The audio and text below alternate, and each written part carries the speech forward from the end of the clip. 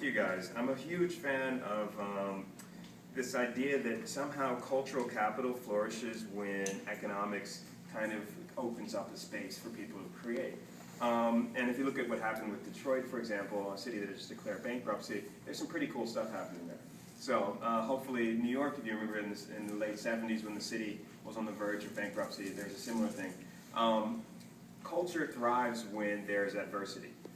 So I'm going to start my discussion with just a kind of a simple sort of desktop or iPad top here. Recently, I developed a series of iPad apps with a company called MusicSoft Arts. I also did a project with the Smithsonian Museum on an artist named Romare Bearden. They had me do the music, and me and Grant from Marsalis supplied a lot of loops.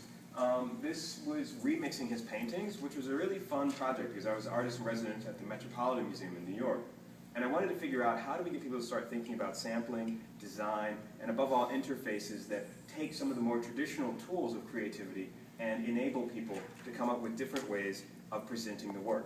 So there's always a tension between the arts and technology. Now, for me as an artist, I come up to you guys from the intersection of the liberal arts and technology. I did 2 degrees, one in philosophy, the other in French literature. And for me, apps represented a really interesting foray into how we think of tool making. So I want to show you guys, this is my studio back in New York. A friend of mine who passed away a little while ago was a gentleman by the name of Bob Moog. He invented the Moog keyboard. And he used to come by my studio in New York, and I would show him how to DJ. He's like, what are these turntables? And so if you know the Moog keyboard, what's interesting is in the late 60s, early 70s, he was an engineer who wanted to figure out giving people tools for more diverse sounds. So most of the rock bands of the 60s adopted his keyboards, like Pink Floyd, for example. Anytime you hear a weird frequency sound in all those classic rock records, that's usually him. So the interesting thing about that, when I was coming up with the idea of how to make a DJ app, I wanted to figure out some other tools, and I ended up at South by Southwest, and I'd been working with the team for a while. We had a beta version, and then we released it, and we had it launched at South by Southwest. I'm going down the street, and I bump into George Clinton, who's it's a long story. He's one of the most sampled human beings on Earth. And he had our DJ Mixer app. And so I was like, yo, George Clinton has our fucking app. And it'd be like if you bump into James Brown, and you're like, James Brown has already sampled you. You know, it's like one of those weird moments where it just was like my brain was, I can't even describe it. But yeah, he's one of my all-time favorite musicians. And he's like, yeah, I got an iPad, I'm trying this. You know, and it was kind of one of those moments where you realize that the tools that we make and the way we distribute them truly can migrate out of the ways that we normally would have envisioned them. So when I was working on the apps that I'm talking about, one of the things that came to mind was the first spoof app. It was called I Am Rich. And the funny thing is, this gentleman made, Adam Heinrich made an app that was meant to be the most expensive app ever. And it was 999.99 cents. And people started downloading it to show that they had conspicuous consumption. So even though they didn't have a diamond or whatever, they were able to kind of just flash their phone, and whoever saw that app on their screen would know that they had gotten the I Am Rich app. So it's kind of digital bling. Now, for me as an artist, it's really interesting to show the conceptual links. So what I want to just do really quick, and I know we're on a tight schedule, is when I was at the Metropolitan Museum, the New York Times did a large feature on the residency. The idea was remixing the museum.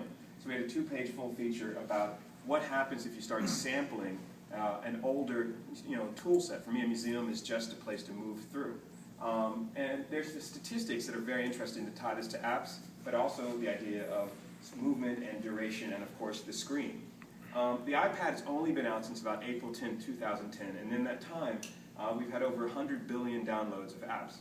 About 50 billion plus on the iOS system, and about 50 billion plus on Android.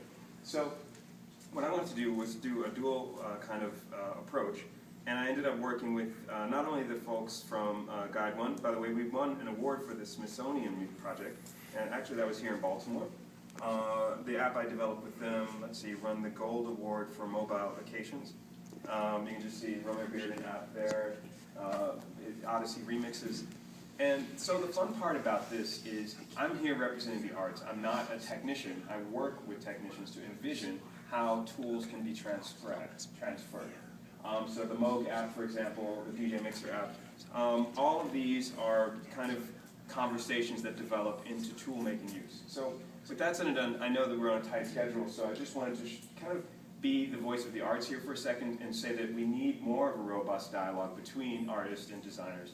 And that's where I'm hoping during my residency here at MICA to engage people like you all and just see how we can open these doors and create more robust dialogue. While I'm at MICA, I'm going to be producing and working with a series of projects, and hopefully we'll be able to stay in touch. So hopefully the app, I'll just show you this really quick. It lets you DJ from your iPad. We got copied a lot. We've had over 15 million downloads of it. So anything you have in your iTunes, we made record crates quickly so that you can scroll through your iTunes, pull anything from iTunes in a very quick, robust method, pull it up, start DJing quickly, and anyone in the room who likes that mix, if you set up a Wi-Fi party, essentially can download it to their phone while you're DJing. So this became wildly popular, and we also branched out to a couple other mixes and styles of apps and so on. So when you have 15 million downloads, and it's 15 million of free, I'm still getting a lot of zeros going to my bank account. The whole thing is you create an ecosystem.